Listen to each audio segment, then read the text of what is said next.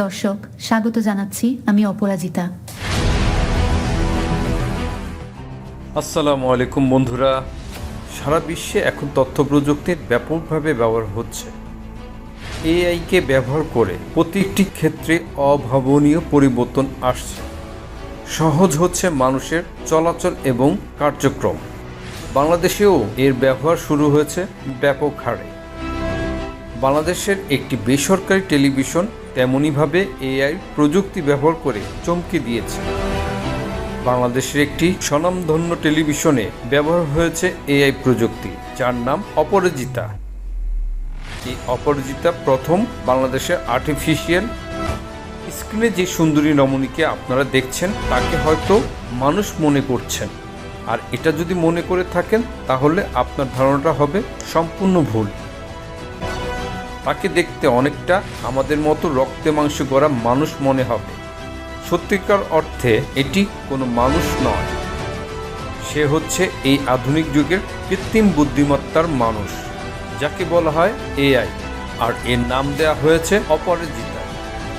বাংলাদেশের একটি বেসরকারি টেলিভিশন চ্যানেলের খবর পড়ছে অপরাজিতা। সেই হচ্ছে বাংলাদেশের প্রথম এআই বা আর্টিফিশিয়াল ইন্টেলিজেন্ট অ্যাঙ্কার। মনোমুগ্ধকরভাবে বাংলায় খবর পাঠ করে চমক সৃষ্টি করেছে অপরাজিতা, যা আমাদের দেশের জন্য প্রথম। বাংলাদেশের প্রথম কৃত্রিম বুদ্ধিমত্তাযুক্ত এই সংবাদ পাঠিকা টেলিভিশনের পর্দায় এসেই জানিয়ে দেয় যে সেও চেষ্টা করবে সাধারণ অ্যাঙ্কারের মতোই নিউজ পড়ার।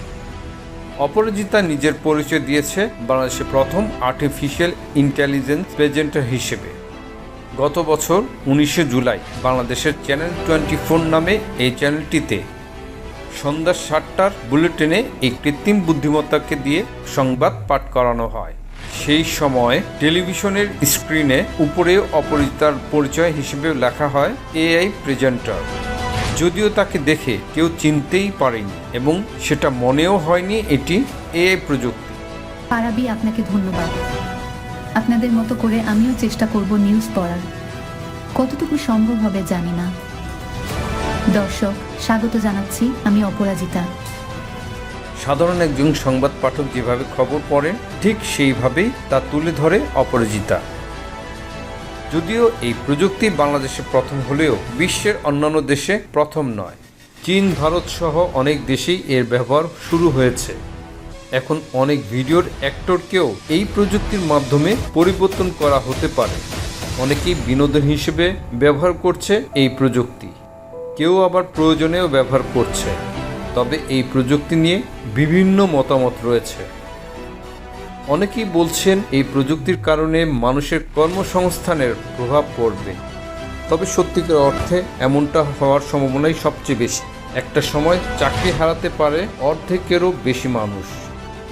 তাছাড়া এআই প্রযুক্তিকে খারাপ কাজে ব্যবহার করে ফয়দা লুটে নিতে চাইবে বিশেষ কিছু গোষ্ঠী। আমাদের দেশে প্রযুক্তির অপব্যবহার রয়েছে এবং কিছু কিছু ক্ষেত্রেও দেখা যাচ্ছে এআই প্রযুক্তির মাধ্যমে ব্ল্যাকমেল করা হচ্ছে অনেক গণ্যমান্য ব্যক্তিদের।